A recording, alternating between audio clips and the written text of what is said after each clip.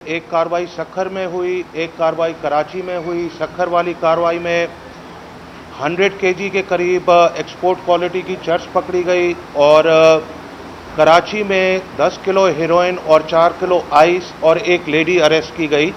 ये आज से 4-5 दिन पहले कार्रवाई हुई थी।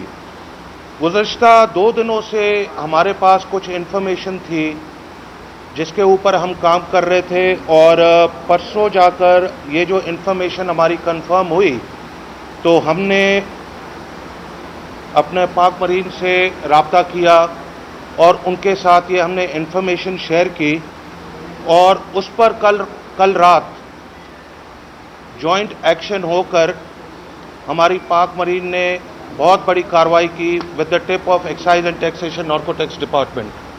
पाकिस्तान मैरीटाइम। जी सर, बिल्कुल, पाकिस्तान मैरीटाइम्स। तो कल जो रात को कार्रवाई हुई है, एक बहुत बड़ा, इस साल का सबसे बड़ा कैच है ये ड्रग्स के हवाले से। जो अगर नार्कोटिक्स के डिपार्टमेंट के हवाले से आप देखें, जिसमें कल बहादुरी से हमारे पाकिस्तान मैरीटाइम्स ने कार्रवाई की और हिम्मत की कल रात हमारे नार्कोटिक्स डिपार्टमेंट ने।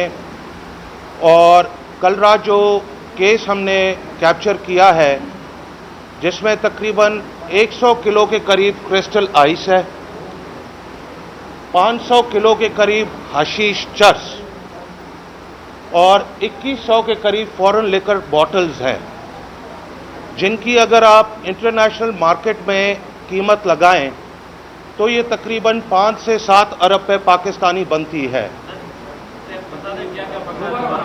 जी, इसमें 100 केजी आइस पकड़ी गई है, crystal ice, 550 KG hashish cheers export quality and 2100 bottles foreign liquor की। तो ये जो जिनकी तादाद, अगर आप खाली आइस क्रिस्टल की तादाद देखें तो इसकी कीमत इंटरनेशनली जो है 20 से 25 लाख रुपए पर केजी में होती है। 20 से 25 लाख पर केजी, जो तकरीबन 2.5 से 3 अरब रुपए इंटरनेशनल मार्केट में इसकी वैल्यू बनती है।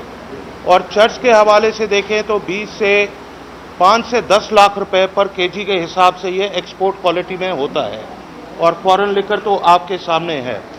तो ये जो हमने अपनी आपस में इंटेलिजेंस शेयर करते हुए कल कार्रवाई की, इसमें आगे बढ़ते हुए जो कल रात जो मैंने थोड़ी बहुत ब्रीफिंग ली है, बाकी तो विद टाइम जैसे ये केस आगे बढ़ेगा, अभी इसमें इन्वेस्टिगेशन चल रही है, तो इसमें जो बोट्स के थ्रू ये माल सप्लाई हो रहा था और उन बोट्स में बेसिकली बड़े क्वांटम में जब ये होता है तो वो बड़ी एक स्लो स्पीड में जाते हैं, मगर उसकी प्रोटोकॉल में उनके साथ और बोट्स भी होती हैं। जब हमारी पाकिस्तान की मैरीटाइम्स ने उनके ऊपर कल छापा मारा तो इस दौरान ये माल उन लोगों ने कोशिश की कि ये डंप करें सी में, जैसे कोई प्रूफ ना रहे, जिसकी हड़ाहुड़ी में बेसिकली माल तो सारा हमारा कैप्चर हो गया, क्योंकि हम नहीं चाहते थे। नार्कोटिक्स डिपार्टमेंट को भी मैं मुबारकबाद पेश करूंगा और पीएमएस को भी मुबारकबाद पेश करूंगा। और बेसिकली आइंदा चल के अब जो हमारी आज कोऑर्डिनेशन शुरू हुई है, इंटेलिजेंस शेयरिंग शुरू हुई है, आज हमने बैठकर मीटिंग भी की और आने वाले वक्तों में हमने ये तय किया है कि क्योंकि सी की लिमिट्स एक्साइज डिपार्टमेंट की नहीं है, मगर डेफिनेटली अगर हमारे पास कोई इन्फॉर्मेशन है तो हमारा फ़र्ज़ बनता है कि हम शेयर करें और उसको जॉइंट वेंचर करके आगे इस चीज़ को कैच करें। तो जो कल रात की गई और आने वाले वक्त में अब हमारी इंटेलिजेंस शेयरिंग हम और बढ़ा रहे और लैंड के हवाले से अगर इनके पास कोई इन्फॉर्मेशन होगी, ये बात तय पाई है कि ये हमारे साथ शेयर करेंगे। तो मैंने मुनासिब समझा कि आप प्रेस वालों को बुलाएं और ये जो आज ये इतना बड़ा केस हुआ है और मैं सबको मुबारकबाद पेश करूंगा। ड्रग्स के खिलाफ एक बहुत बड़ी कार्रवाई है, 3 तारीख में कार्रवाई है, तो इस हवाले से जिस कोऑर्डिनेशन की बात कर रहे हैं, इससे कबल इसकी ज़रूरत थी, तो आप इस कोऑर्डिनेशन का कोई खास मैकेनिज्म बनाने जा रहे हैं? इसके अलावा भी एंटी नार्कोटिक्स है जो मतलब हवाले से वो काम करते हैं, इसके साथ उसको भी इस टीम में आप मतलब कोऑर्डिनेशन में आप शामिल करने जा रहे हैं? मजीद इस हवाले से क्या इक़दाम है? देखिए जी, पाकिस्तान में हाँ पाकिस्तान मैरीटाइम्स के साथ तो हमारी पहली कोऑर्डिनेशन हुई है, जिसमें ये हमने केस किया इंटेलिजेंस शेयरिंग पर। बाकी एजेंसियों के साथ तो टाइम टू टाइम हम करते रहते हैं, मगर पीएमएसए के साथ जो ये पहली बार हमारी इंटेलिजेंस शेयरिंग हुई है, पीएमएसए और नार्कोटिक्स का मिलकर ये जो एक जॉइंट कार्रवाई हुई है, ये बड़ी एक कामयाबी हुई है कि ये ड्रग्स कहीं भी यूज होते, अगर कितने लोग इससे अफेक्ट होते, स्पेशली इसको ऐसे ले कि इस चीज को रोकने से अगले 4 से 5 लाख लोगों तक ये ड्रग हमने पहुंचने से रोका है। और ये जो हमारी चर्च एक्सपोर्ट क्वालिटी की होती है, देखिए चर्च चलती है, आपको पता है कहां से बनकर कैसे आती है और चलती है। तो ये डे टू डे हमने सखर में भी केसेस किए बड़े चर्च के, रिसेंटली परसों आइस का भी केस किया, हेरोइन का भी केस किया, कल पीएमएसए के साथ मिलकर ये केस किया। तो नार्कोटिक्स डिपार्टमेंट हर एक एजेंसी के साथ अपनी इंटेलिजेंस शेयरिंग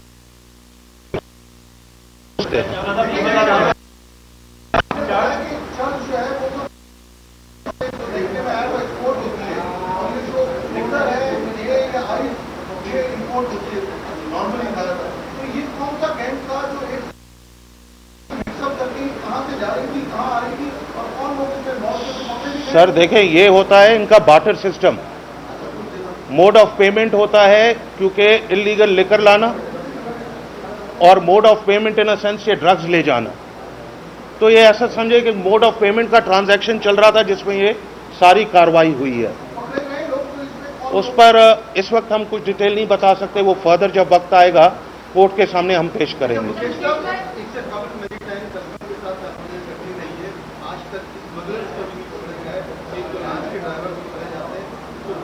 बात की उम्मीद की जा सकती है आपके साथ जो ताउन शेयरिंग की गई है, जो मेन डीलर्स हैं किया गया, और आगे टिप्स लेने के लिए कुछ चीजें डिस्क्लोज नहीं की जाती है। कितनी मालियत की मंशियात है कुल मिलाकर, और आपकी जो टीम है थी इसके हवाले से कोई इनाम वगैरह? देखिए जी, ये तकरीबन जो हम इसका लगा रहे हैं आइडिया, 5 से 7 अरब पे पाकिस्तानी इसकी मालियत बनती है इंटरनेशनल मार्केट में। 5 से 7 अरब पे की इसकी मालियत बनती है। और बिल्कुल साल की एंड में पहले होता था कि जो प्रॉपर्टी टैक्स और टैक्स कलेक्शन अच्छे करते थे उनको रिवॉर्ड्स मिलते थे। तो इस बार इंशाल्लाह नार्कोटिक्स की जो परफॉर्मेंस रही है, स्पेशल रिवॉर्ड्स सर्टिफिकेट्स बिल्कुल दिए जाएंगे।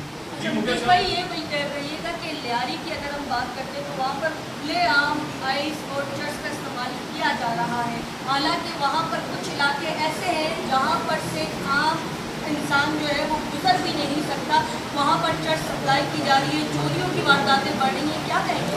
देखिए, स्ट्रीट क्राइम से हवाले से तो सिंध गवर्नमेंट ने अभी रिसेंटली आपको एक सेफ सिटी का भी मैंने बताया, जिस पर कुछ लोगों को अजरक पर एतराज़ हुआ था, अजरक फोबिया हो गया जिनको आजकल बेसिकली। तो क्राइम कंट्रोल करने के लिए जो सेफ सिटी का प्रोजेक्ट लॉन्च हो चुका है, आने वाले वक्तों में आप देखेंगे कि क्राइम का रेशियो बहुत कम होगा। और ये safe city not only for crime, ये ड्रग्स के हवाले से भी बहुत हमारी हेल्प करेगी, क्योंकि ये 12,000 कैमरा खाली एक कॉर्नर पर नहीं लगाए जाएंगे, ये पूरे शहर में फैलाए जाएंगे।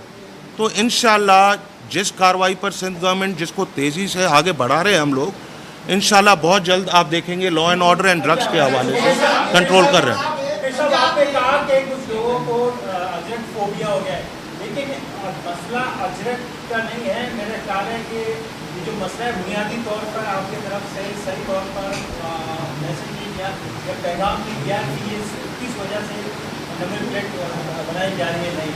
और दूसरी बात, कुछ वीडियो सोशल मीडिया पर वायरल है, उनका कहना है कि तमाम तर कवानीन से कराची वालों के लिए, जबकि सिंध की दीगर अजला में देखें वहाँ पर गाड़ियों पर नंबर प्लेट भी नहीं है। देखिए जी, कराची से लेकर कश्मीर पूरा सिंध है फर्स्ट ऑफ ऑल, तो किसी के लिए कोई लॉ अलग नहीं है, पूरे सिंध के लिए एक ही लॉ है, ठीक है जी। और जहाँ तक मैंने काफ़ी press media talks different channels के साथ मेरी जो हुई हैं, उसमें मैंने कैटेगरिकली बताया है कि ये 2011 में अपना आइडिया आया था सिक्योरिटी फीचर नंबर प्लेट का लाने का, Ajrak security feature number plate लाने का। जो लोग आज ये अजरक फोबिया में पड़े हैं, अब मुझे फीलिंग हो रही है कि जो 11 साल स्टे था ये अजरक फोबिया की वजह से था। वो लोग नहीं चाहते थे कि ये शहर तरक्की करे, ये सूबा तरक्की करे, ये मुल्क तरक्की करे, क्योंकि ये वो अभी तक अपनी एक पुरानी सोच और ऑर्डर्स में लगे हुए हैं, जो इनके बैक ऑफ द माइंड अभी तक रखे हुए हैं कि अजरक ही क्यों। तो मैं इस चीज़ को कंडेम भी करता हूँ। ये हमारी सिंध की सखाफत है और ये रहेगी सिंध की नंबर प्लेट पर। इस हवाले से ये मेरा सवाल है कि आपने कोई ऐसा कहा है कि 14 अगस्त तक लोगों के चालान नहीं होंगे नए नंबर प्लेट्स के हवाले से, ज़रा इसकी भी वजह। जी बिल्कुल, 14 अगस्त तक, क्योंकि हमने पिछले 6 महीने से ये एक्सटेंड करते आ रहे हैं। पहले हमने अप्रैल तक तारीख दी थी, फिर हमने मई एंड तक दी थी। अब कार डीलर एसोसिएशन और बाइक मोटर एसोसिएशन से मीटिंग होने के बाद ये 14 अगस्त की डेडलाइन है कि जिसको अपना थंब इम्प्रेशन करके बायोमेट्रिक कराकर ओनर्स नेम चेंज करना है, क्योंकि ओपन अथॉरिटी लेटर भी एक बहुत बड़ा क्राइम है, उस पर भी हम अलाउ नहीं करेंगे। और 14 अगस्त तक मैं बारहा बोल रहा हूँ, कोई मोटरसाइकिल नंबर प्लेट के हवाले से चालान नहीं की जाएगी। बाकी हेलमेट और दूसरी तीसरी चीज़ें हो जो कंपलसरी है, मैंडेटरी है, वो एक अलग बात होगी।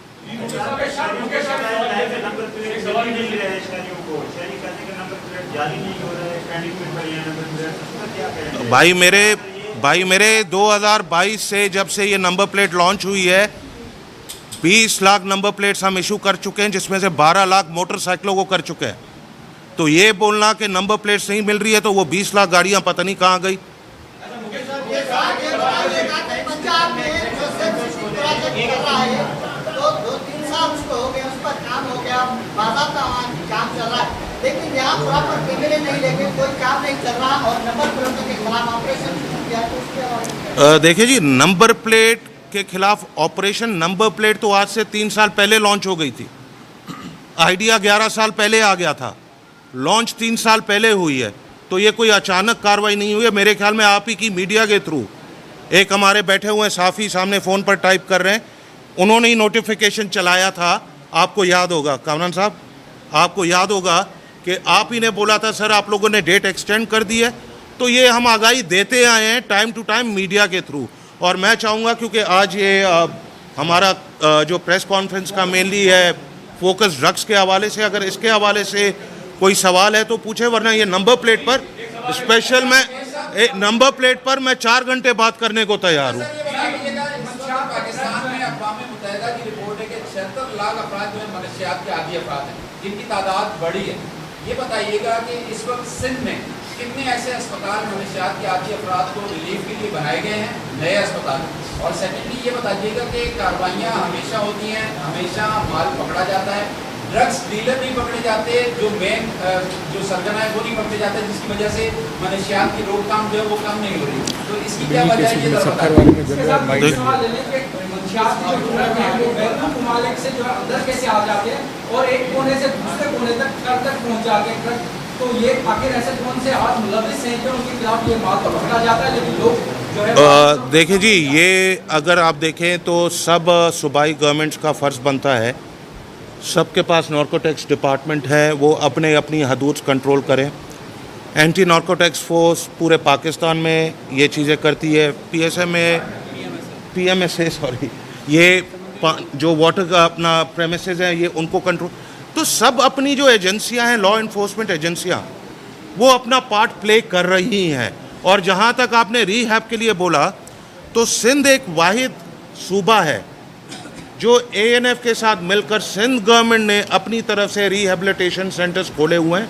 आप लियारी जाएं, मलीर जाएं, 5 तो खाली कराची में हैं रिहैब सेंटर्स, हैदराबाद में उसका काम चल रहा है, सखर में उसका काम चल रहा है, लाड़काना में उसका काम चल रहा है। तो सिंध गवर्नमेंट, मैं ये नहीं बोलूँगा सबसे पहले, ठीक है, सिंध गवर्नमेंट इन चीज़ों को बहुत देख रही है और इन चीज़ों पर बाकायदा काम कर रही है। थाने की ये कार्रवाई सारे अमल में कैसे आई, कितने लोग गिरफ्तार हुए, कितने मुकदमे दर्ज हुए, कुछ तो बता दें। पहले आप देखिए जी, ये कार्रवाई कल रात अमल में आई है, इन्वेस्टिगेशन चल रही है और इंशाल्लाह इस पर हमारे भाई जब हमें प्रॉपर, क्योंकि अभी इनके जॉइंट वेंचर के साथ ये हमने एक कार्रवाई की है, अभी हैंडिंग ओवर टेकिंग ओवर होनी है, FIR कटनी है, हमें ये कल कोर्ट में पेश करना है, तो इनकी भी स्टेटमेंट्स आएंगी, हमारी भी स्टेटमेंट्स आएंगी और वो हम इंशाल्लाह प्रेस को रिलीज करेंगे।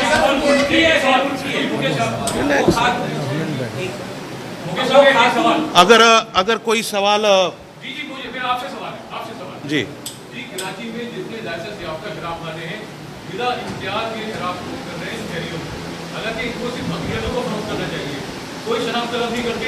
कल मैंने एक बंदे को भेजा और शराब की बोतल मंगवाई है। ये गलत किया ना